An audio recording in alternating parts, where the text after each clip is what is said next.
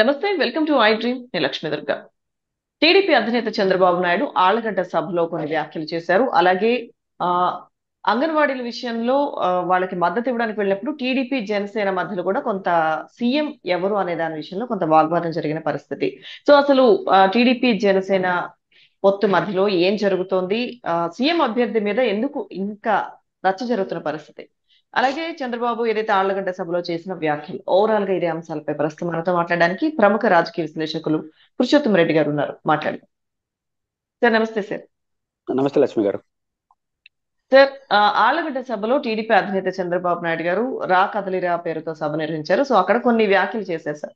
అంగన్వాడీలకు తమ హయాంలోనే జీతాలు పెంచామని, కానీ తర్వాత వాళ్ళ అధికారంలోకి వచ్చాక వాళ్ళ సమస్యలు పరిష్కరిస్తామంటూ కొన్ని వ్యాఖ్యలు చేశారు. అలాగే జగన్ కు ప్రచార పిచ్చి పట్టుకుంది, వైసీపీ నేతలు వైసీపీ ఎమ్మెల్యేలు దోపిడీ దొంగలుగా మారిపోయారంటూ కొన్ని వ్యాఖ్యలు చేశారు సార్. అంటే చంద్రబాబు నాయుడు గారు ఆళ్లగడ్డ సభలో చేసిన వ్యాఖ్యల్లో రెండు అంశాలు ఉంటాయి. సార్. ఒకటి రాజకీయపరమైన అంశాలు, ఉమ్. ఒకటి విధానపరమైన అంశాలు. రాజకీయంగా వైసీపీ పైన వాళ్ళు ఆరోపణ చేయొచ్చు, లేదా వైసీపీ వాళ్ళు వాళ్ళ ఆరోపణలు చేయొచ్చు. రెండు ఆరోపణలు ప్రజలు నిర్ధారించుకుంటారు. రెండు కీలక ఉమ్. అంశాలు ప్రస్తావన ఏంటంటే, వారు కర్నూలులో హైకోర్టు బెంచి తీసుకొస్తామని చెప్పడం, ఉమ్. రెండు అంగన్వాడీ సమస్యలు మేమైతే పరిష్కరిస్తామని చెప్పడం. ఈ రెండు అంశాలపైన మనం విశ్లేషణ చేసుకుంటే, అంగన్వాడీలకు సంబంధించినంత వరకు చంద్రబాబు నాయుడు గారికి రెండు రకాల సమస్యలు ఉంటాయి. చాలా ఉమ్. మంది దృష్టిలో తెలుగుదేశం పార్టీ అధికారంలో ఉన్నప్పుడు దాదాపు 4,000 రూపాయల జీతం పెంచాము, ఇప్పుడు జగన్మోహన్ రెడ్డి గారు 1,000 రూపాయలే పెంచాడు ఈ 4 ఏళ్లలో అనేది వాళ్ళు ప్రధానమైనటువంటి అలిగేషన్ చేస్తున్నారు. ఇక్కడ జనానికి కానీ చాలా మందికి అర్థం కాని ఏంటంటే, అంగన్వాడీలకు గౌరవ వేతనం పొందే వీళ్ళు కేంద్ర రాష్ట్ర ప్రభుత్వాలు జీతాలు పెంచుతూ ఉంటాయి. ఉమ్. జనరల్ గా ఒక రాష్ట్ర ప్రభుత్వం జీతాలు పెంచితే ఆ జీతాలు అమలయ్యేసరికి, కొత్త జీతాలు అమలయ్యేసరికి 6 నెలల నుంచి సంవత్సరం పడుతుంది. అంగన్వాడీల చరిత్ర అంతా పరిశీలిస్తే జీతాల పెంపు కోసం ఒకసారి ఆందోళనలు, ఆ ఉమ్. జీతాల పెంపు అమలు కోసం మళ్ళీ ఒకసారి ఆందోళన చేస్తుంటారు. ఇప్పుడు చంద్రబాబు నాయుడు గారి జీతాలు ఎప్పుడు పెంచారో తెలుసా? 4,000 రూపాయలు. అంటే అధికార పార్టీ నుంచి సరైనటువంటి రియాక్షన్ లేదు కాబట్టి వాళ్ళకి అవగాహన లేదో తెలియదు, కానీ ఉమ్. ఆ 4,000 రూపాయలు చంద్రబాబు నాయుడు గారు పెంచింది కూడా అమలు చేసింది జగన్మోహన్ రెడ్డి. అది చాలా మంది తెలియదు, వైసీపీ వాళ్ళు చెప్పుకోవట్లా, వాళ్ళకి తెలియదేం బహుశా. ఎందుకంటే చంద్రబాబు నాయుడు గారు ఇంకొక 3 నెలల్లో 4 నెలల్లో ముఖ్యమంత్రి పదవి నుంచి దిగిపోతాడనగా ఉమ్. 4,000 రూపాయలు పెంచుతూ విధాన నిర్ణయం ప్రకటించాడు. నేను ఇంతకు ముందే చెప్పాను కదా, అంగన్వాడీలకు జీతాలు పెంపడం ఒక డిమాండ్, పెంచిన తర్వాత అమలు చేయడం ఇంకొక డిమాండ్. అంటే ఉమ్. జగన్మోహన్ రెడ్డి గారు ఇంకొక 4 నెలల్లో ముఖ్యమంత్రి అవుతాడనగా పెంచేశాడు. ఎవరు పెంచారు? చంద్రబాబు. టెక్నికల్ గా జీవో ఇచ్చింది చంద్రబాబు నాయుడు గారు, అమలు చేసింది ఎవరు? మళ్ళీ ఉమ్. జగన్మోహన్ రెడ్డి గారు.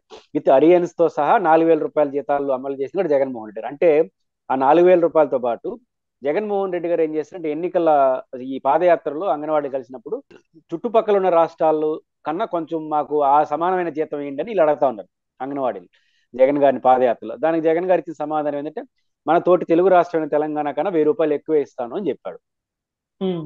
ఎప్పుడు చంద్రబాబు నాయుడు గారు ఎప్పుడైతే 4,000 రూపాయలు పెంచారో అప్పుడు ఈక్వల్ అయింది తెలంగాణకి ఆంధ్రప్రదేశ్కి. 10,500 అయింది. ఉమ్. జగన్మోహన్ రెడ్డి గారు అధికారంలోకి వచ్చిన వెంటనే రెండు బర్డన్లు. ఒకటి, చంద్రబాబు నాయుడు గారు ఏదైతే 4,000 రూపాయలు పెంచాడో ఆ 4,000 రూపాయలు పెంచిన దాన్ని ప్లస్ అరియర్స్ ని అమలు చేసింది మళ్ళీ జగన్. ఉమ్. ఇంకొక 1,000 రూపాయలు అదనంగా పెంచి తెలంగాణ కన్నా ఒక 1,000 రూపాయలు 11,500 చేసినాడు. ఉమ్. అంటే చంద్రబాబు నాయుడు గారు పెంచింది అమలు చేసింది జగనే, అదనంగా ఆయన చెప్పినట్టు పాదయాత్రలో 1,000 రూపాయలు పెంచాడు. ఉమ్. కాబట్టి ఆ రోజు ఆయన ఎన్నికల హామీని నెరవేర్చినట్టే. ఆ తర్వాత ఇప్పుడు మళ్ళీ తెలంగాణ ప్రభుత్వం ఒక 3,000 రూపాయలు పెంచింది. ఉమ్. కాబట్టి ఇప్పుడు 14,500 ఉంది. అంటే ఎప్పుడు ఈ మధ్య 6 నెలలకో సంవత్సరం క్రితం. కాబట్టి ఉమ్. దానికన్నా ఇంకో 1,000 రూపాయలు పెంచమని వాళ్ళు అడుగుతున్నారు. ఆయా తెలంగాణతో పోటీ పడడం పాయింట్ లేదు. అంగన్వాడీలు కష్టపడుతున్నారు, వాళ్ళకి జీతాలు పెంచమనే డిమాండ్ తప్పు కాదు. బట్ ఆంధ్రప్రదేశ్ ప్రభుత్వం దానికి ఆన్సర్ చేస్తుంది. అది ఇక్కడ ఉమ్. తెలియదు. చంద్రబాబు నాయుడు గారు ఆన్సర్ చేయాల్సింది ఏంటంటే, మీరు ఎప్పుడు పెంచారు? ఎప్పుడు పెంచారంటే ఇంకో 3 నెలల్లో మీరు అమలు చేయనప్పుడు పెంచినారు. మీరు అమలు ఉమ్. చేయలేరు, పెంచేసి జియో నెంబర్ మీ పేరుతో ఉంది కాబట్టి నేనే పెంచానంటే ఎట్లా? ఉమ్. ఇప్పుడు జగన్మోహన్ రెడ్డి గారు 1,000 రూపాయలు పెంచుతారన్నాడు. ఎప్పుడు పెంచాడు? అధికారంలోకి వచ్చిన వెంటనే పెంచాడు. అంటే అధికారంలో 3 నెలల్లో పోతారణంగా చంద్రబాబు నాయుడు పెంచారు, దాన్ని అమలు చేయాల. జగన్మోహన్ రెడ్డి గారు చంద్రబాబు నాయుడు గారు ఇచ్చిన జీవోని అమలు చేస్తూ తాను ఇచ్చిన 1,000 రూపాయల హామీని అమలు చేశాడు విత్ ఇన్ స్టార్టింగ్ లో. కాబట్టి దిగిపోయే ముందు అమలు చేసే వాళ్ళు గొప్పవాళ్ళ, స్టార్టింగ్ నుంచి అమలు చేసే వాళ్ళు గొప్పవాళ్ళ? పైపెచ్చు మీరు ఇచ్చిన జీతం పెంచుగా ఆయనే పెంచుకున్నాడు. కాబట్టి ఇది చంద్రబాబు నాయుడు గారు గుర్తించాల్సిన అవసరం ఉంది.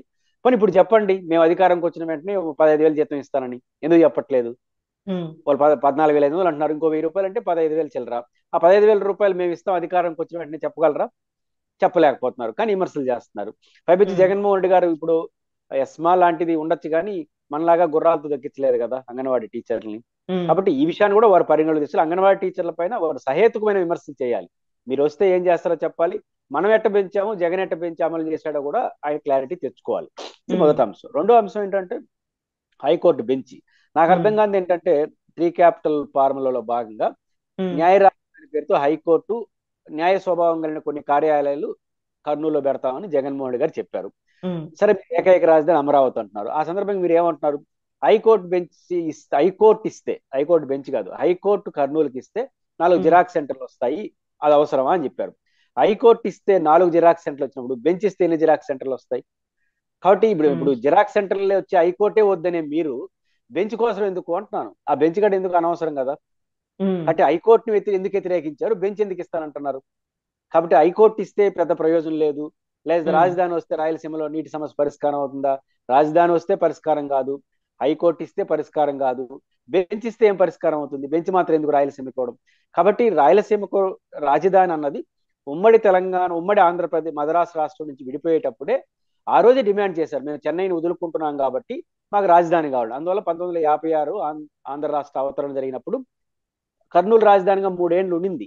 పైపెచ్చు ఉమ్, శ్రీకృష్ణ కమిషన్ విభజన సందర్భంగా ఒక రిపోర్ట్ ఏమి ఇచ్చిందంటే, రాయలసీమ ప్రాంతంలో కొత్త నగరం స్వభావం కానీ నగరం లేదు, అంత గ్రామాన్ని స్వభావం పట్టణాలు అన్నాడు. కాబట్టి నగరం అన్నది రాయలసీమకు చాలా అవసరం అన్నాడు.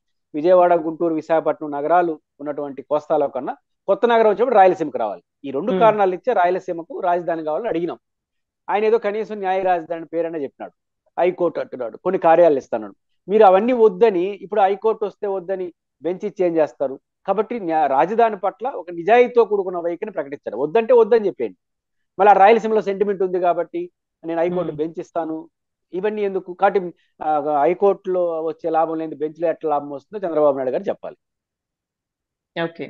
సార్, అయితే సీఎం ఎవరు అనే విషయానికి సంబంధించి కూడా గతంలో ఎవరెవరు ఏం మాట్లాడారో మనం అన్ని చూసాం కదా సార్. కానీ ఇప్పుడు అంగన్వాడీ సమస్యలకు వాళ్ళకి మద్దతు తెలపడానికి వెళ్ళినప్పుడు ఒంగోలులో కూడా ఆ టీడీపీ నేతలు చెప్పిన సీఎం చంద్రబాబు గారు సీఎం అయిన తర్వాత మేము అధికారంలో వచ్చి ఆయన సీఎం అయిన తర్వాత పరిష్కరిస్తామని చెప్పడం, దీనికి జనసేన నేతలు అప్పుడే మీరు ఎలా డిసైడ్ చేస్తారంటే వాళ్ళు మాట్లాడడం, వీళ్ళలో వీళ్ళకి ఇంకా కన్ఫ్యూజన్స్ ఇలానే ఉన్నాయి కదా సార్.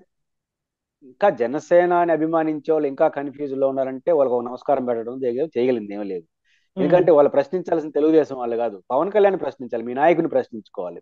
ఈ కార్యకర్తలు ఎప్పుడు చెప్తున్నారు, ఇంతకు ముందు చెప్పలా. తెలుగుదేశం కార్యకర్తలు మా నాయకుడు అధికారంలోకి వస్తే మేము ఈ సమస్య పరిష్కరిస్తామని జనసేన తెలుగుదేశం కలిసిన తర్వాత ఏ రోజు చెప్పలేదు. ఉమ్, నిన్నెందుకు చెప్పినారు? లోకేష్ గారు అధికారిక ప్రకటన చేశాడు, నో డౌట్ చంద్రబాబు నాయుడు గారే ముఖ్యమంత్రి, ఉమ్. ఉప ముఖ్యమంత్రి విషయం మళ్ళీ ఆలోచిస్తామని చెప్పినాడు. అవును, మీకు పోలిట్ బ్యూరోలో ముఖ్యమంత్రి గురించి కాదు, చర్చిస్తామని. ఉప అవును. ముఖ్యమంత్రి ఆలోచిస్తామని తెలుగుదేశం పార్టీ ప్రధాన కార్యదర్శి హోదాలో లోకేష్ గారు ప్రకటన చేశాడు. ప్రకటన చేయడంతో పాటు ఈ విషయాలన్నీ లోకేష్ గారికి, చంద్రబాబు నాయుడు గారికి, పవన్ కళ్యాణ్ గారికి స్పష్టమైన అవగాహన ఉందని చెప్పినాడు. ఉమ్, మరి పవన్ కళ్యాణ్ గారు కానీ, నాదెండ్ల మనోహర్ గారు కానీ, నాగబాబు కానీ, ఇలే కదా వాయిస్ జనసేన అంటే. ఉమ్, వాళ్ళు స్పందించలేకుండా కార్యకర్తలు స్పందిస్తే ఎట్లా? కాబట్టి వాళ్ళు స్పందించలేదంటే అర్థం ఏంటి? లోకేష్ గారి యొక్క చేసిన ప్రకటన వాళ్ళు అంగీకరిస్తున్నారు. ఆ విషయం చెప్పాడు, కేవలం నేను చెప్పేది కాదు, మాకు పవన్ కళ్యాణ్ గారికి ఆ స్పష్టత ఉందని చెప్పినాడు. ఏది? ఉప ఉమ్, ముఖ్యమంత్రి ఆలోచించడం. ఉమ్, ముఖ్యమంత్రి గురించి అవుట్డేటెడ్, ముఖ్యమంత్రి క్లియర్, ఉప ఉమ్, ముఖ్యమంత్రి ఆలోచిస్తామని చెప్పాడు. ఆ ఆలోచించేది కూడా మాకు తెలుసు అన్నాడు. కాబట్టి ఇప్పుడు ఏదైనా పవన్ కళ్యాణ్ గారి అభిమానులకు కానీ, జనసేన వాళ్ళకి ఏదన్నా ఆత్మగౌరవం ఉంటే పవన్ కళ్యాణ్ అడగాలి, ఏంటయ్యా ఆయన లోకేష్ అట్లా ప్రకటించేసినాడు, నీ ఉమ్, పరిస్థితి ఏంది, నా పరిస్థితి ఏంది అని ఆయన్ని అడగాలి.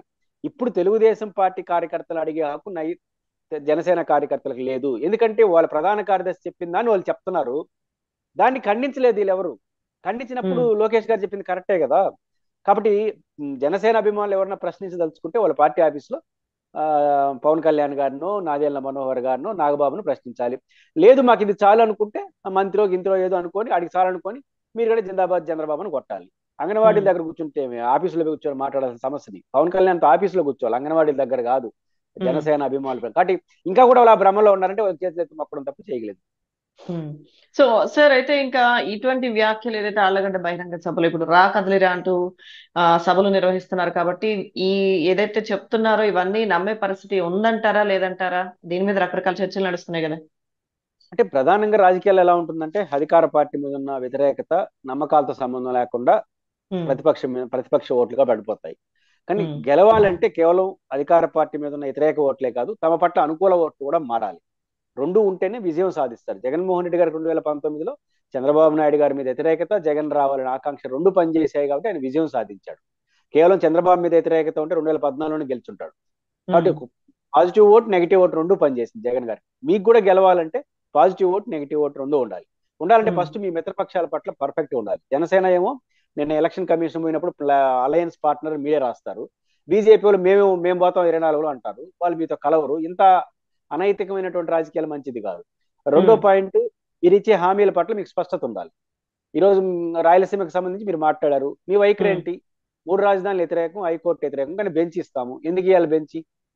కాబట్టి కీలకమైన అంశాల పట్ల ఒక నిజాయితీతో కూడుకున్న వ్యవహారం చేయగలిగితే సంక్షేమ ఉమ్, పథకాలు మంచిది కాదన్నారు. ఇప్పుడు ఎట్లా ఇస్తారు? అంతకన్నా ఎక్కువ ఎట్లా ఇస్తారు? ఉమ్, రెండో వైపు ఆ గ్రామ సచివాలయాలు అండ్ సచివాలయ సిబ్బంది, వాలంటీర్లు అందరూ రాజ్యాంగేతర శక్తులు, ఉమ్, రాజ్యాంగేతర సంస్థలు. నిన్న అన్నాడు మీ పక్కనే పవన్ కళ్యాణ్ కూర్చొని, రాజ్యాంగేతర సంస్థలు కానీ మీరు ముద్రేసిన తర్వాత ఆ సంస్థల్ని రద్దు చేస్తామని ప్రకటించాలిగా.